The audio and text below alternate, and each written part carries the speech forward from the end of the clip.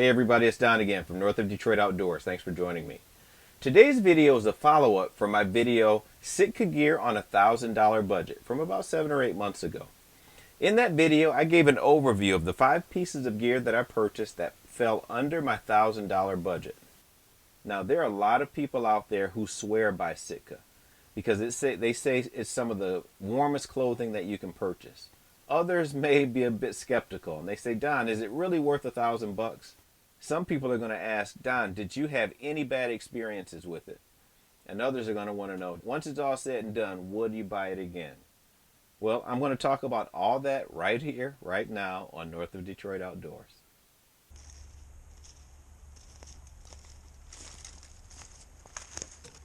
When I finally made the decision to pull the trigger on this Sitka gear, I had 3 main criteria. It had to be warm, it had to fit under $1,000, and 3, it had to be warm. Okay, before I get started, I just want to make sure that everybody understands that when I talk about this gear, whether it's good or whether it's bad, that's a relative comparison to something else.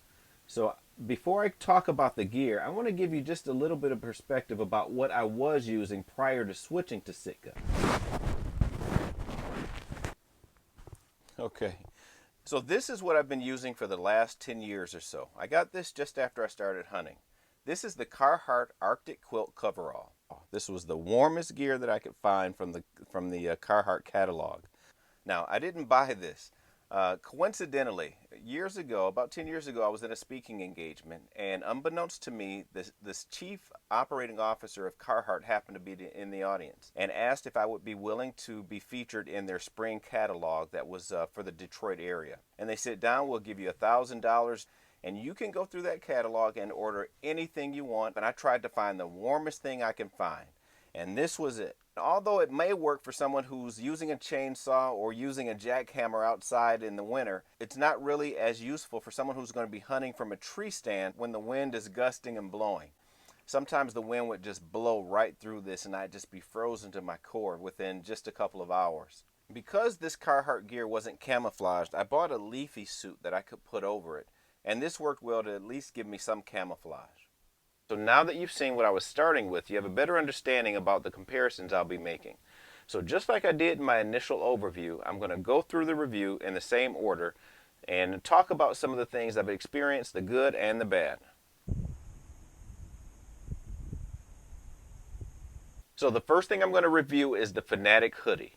Now, all of the gear I've used about a dozen times total over the couple of months that I was hunting with it. Now, initially, when I first purchased the gear, I was really looking forward to using the hoodie because I knew it was going to be a versatile piece that would allow me to use it during the early season and the late season, depending on how I layered it. The things that I really liked is the hood that's form-fitting and the integrated face mask. I used this all the time, and it was awesome. It was a great opportunity for me to stay concealed without overheating. You know, when you're not using the face mask, you can just pull it down to your neck and you rarely even feel that it's there.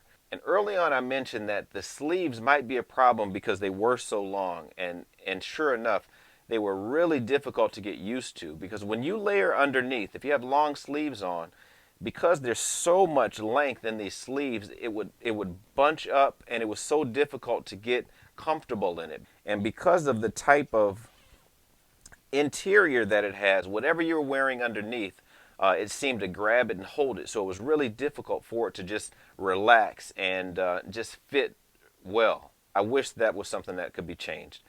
I never did use the integrated hand mitt because it just didn't feel right on my fingers, but because you can fold the flap of material back, it wasn't an issue at all. One thing that did concern me is that after just a few times using it, as I mentioned, I only used it about a dozen times, the fabric, it almost seems as if it's starting to break down. It's beating up and it's not as smooth as it once was. And I just wonder if over the long term the material is going to hold up. So I do have my concerns about the material, and I have a few frames here just to kind of show you what I mean when I say the material is beating up. So overall, it was a really good piece. I especially like the hood and the face mask. I didn't like the sleeves, and I do have questions about the material and whether or not it's going to hold up over the long term. So the next piece I'm going to talk about is the Fanatic Jacket.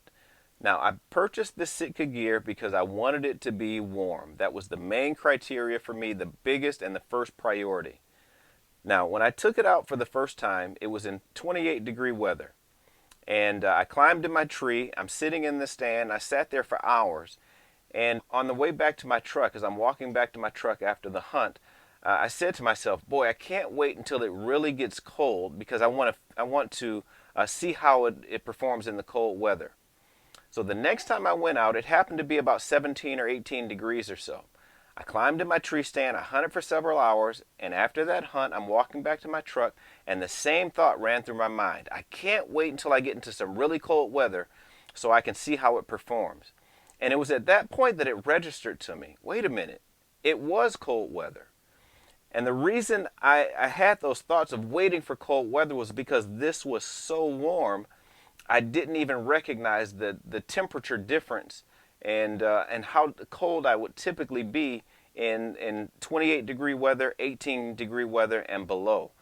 So, you know, when people talk about the warmth of Sitka gear, I tell you what, this really lives up to the hype because it is as warm as anything I've ever worn in my life. And I've spent a lot of time in a tree stand, and I've never been as comfortable in a tree stand than I was when I wore the Fanatic Jacket and the bibs. So I'll just start there letting you know that if you have any questions about whether or not it's going to be warm, the answer to that, in my opinion, is definitely yes. So let me talk about a few other good things about the jacket. As I mentioned before in my review, it was made for bow hunters, and I had a lot of opportunity just to try to use some of the features that were meant to make your life easier in a tree stand. I really like this particular pocket here because it allowed me to put my grunt tube in here and my rangefinder, and again I was able to keep them really close at hand, and it was so nice to be able to know that everything was where you needed it to be, and you didn't have to reach around into a bag or onto a tree to other places where you may hang gear because it was all close at hand. So it's a really good design. I really enjoyed using this piece, and it made life so much easier. One thing I didn't mention is that when you open this jacket down a little bit, this collar can be free. But again, Sitka did not want anything to interfere with your ability to draw your bow and release your bow, release the string. So when you open this particular collar up, there's a magnet here and a magnet here that makes sure that it stays close to your chest. So you can see there that they've really paid a lot of attention to detail, and I was really surprised at how well it worked. So no complaints whatsoever with the functionality of the jacket. And another big thing that I really enjoyed using was this huge pocket here. You know, I would put my phone in here, I would put a couple of snacks in here, and most of the time, you know, for the past 10 years when I would hunt, I would take a smaller pair of thin gloves, and then I would take another pair of heavier gloves to put over it just to keep my hands warm. I don't need the larger pair of gloves anymore because when I'm standing with my hands in this kangaroo pouch, with a couple of hand warmers in there, it's just extremely warm. So this is a really very well designed jacket. So I couldn't be happier with the design of it, and it met all the needs that I had as a bow hunter. So for those of you who've watched some of my other videos, you know that I use a Lone Wolf hand climber. And the hand climber does not have a back on the seat. So when you're sitting on the seat, you're sitting right against the tree. And I noticed in some of the marketing material for Sitka, I believe there was a video called A Quiet Place or The Quiet Place. In that particular video, they reference a tree stand that's very similar to mine, where you're sitting right against the tree. So you would think that they would have anticipated that hunters would have to lean against the tree the entire time when they're seated as they hunt. And the reason it became an issue, and I'll turn it over here so you can see, if you look closely, and I'll try to put a few frames in here so you can see closely, that in this area where I'm sitting against the tree, it's starting to wear. And I'm really surprised by that because, again, I've only used it about a dozen times. Now, I know that Sitka has gone to a lot of effort and a lot of expense probably to make what they consider to be the quietest hunting gear that you can wear in the field. Now, and it is soft, it is very plush. I do wonder, however, if maybe they compromised durability to create something that was so soft and so quiet.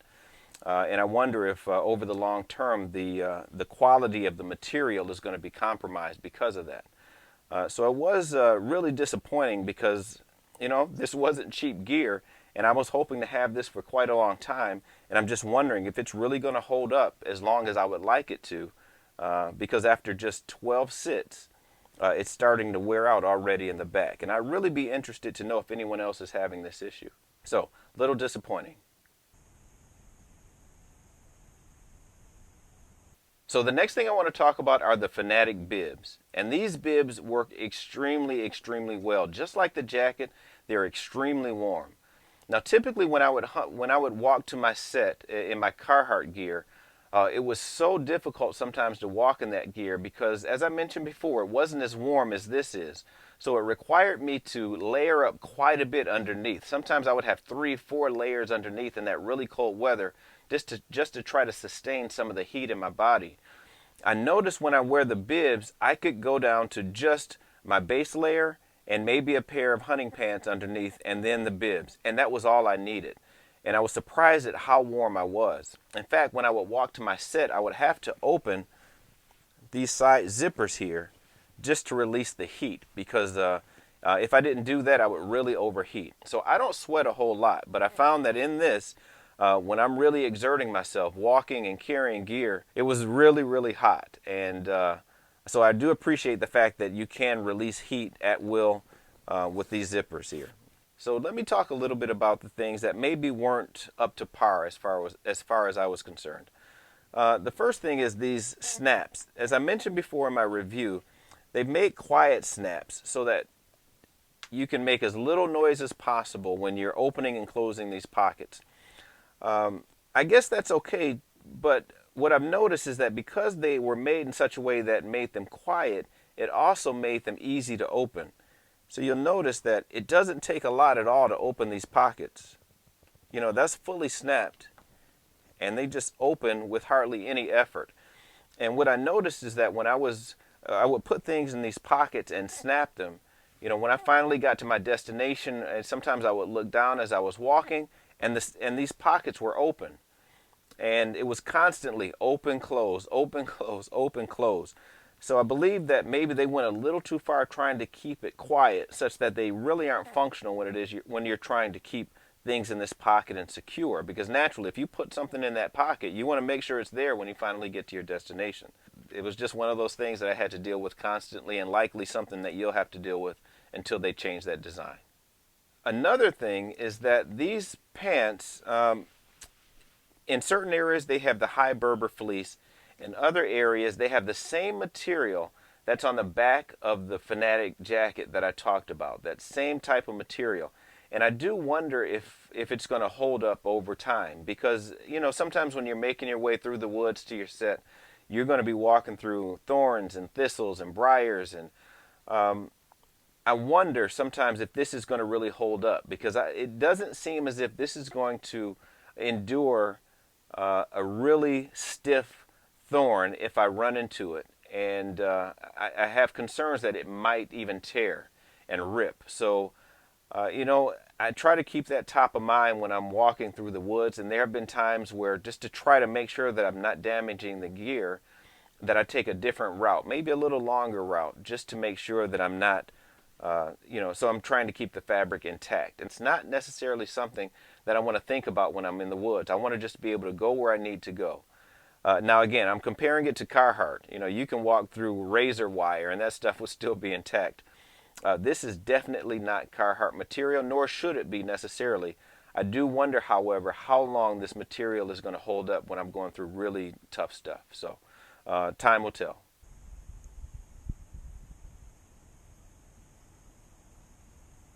So the next piece I want to talk about is the Fanatic Gator. And this gator, naturally, it's used to keep your neck warm, and it has really, really warm interior. And I did use it a few times. As I mentioned before, the jacket and the bibs are so warm that I didn't have to use this every time I went out. When I did use it, there were times when I wished the bottom opening was a little larger than the top. And that's really what I expected, because if you look at the SITKA website, and if you search or do a Google search for the SITKA Fanatic Gator, what you'll see is a picture that seems to indicate that this bottom opening is larger than the top. So when you pull the gator over your head, you want it to be wide enough at the bottom to cover the collar of the Fanatic jacket.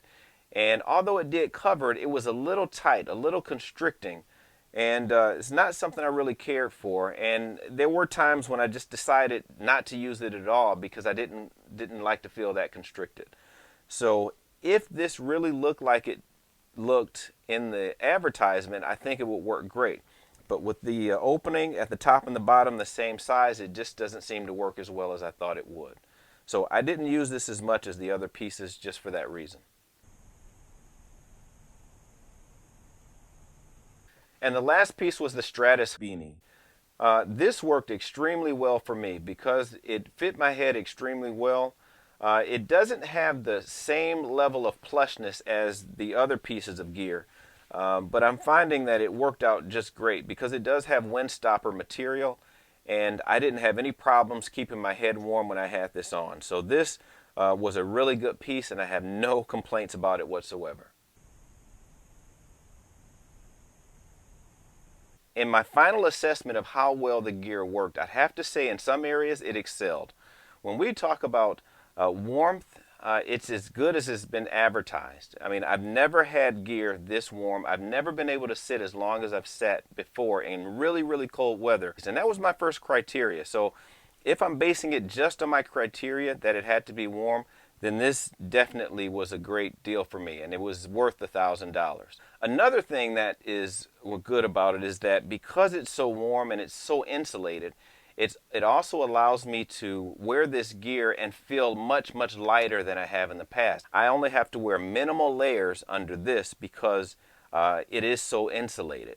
And I feel much more nimble in this gear, and just makes my hunt so much easier. Some of the things I'm not so pleased with is that I'm a little bit concerned about the durability. Time will tell if this is something that's going to hold up and hold up over the next few years. So we'll see. And if I have any more developments, naturally I'll bring it to you so you know. Now, I also want to say that I don't have a bone to pick with anyone, SITKA in particular. I think they've gone to great lengths to make this hunting gear accommodating for bow hunters like myself. If someone were to ask me, if knowing what I know now, would I still spend the $1,000 on this gear?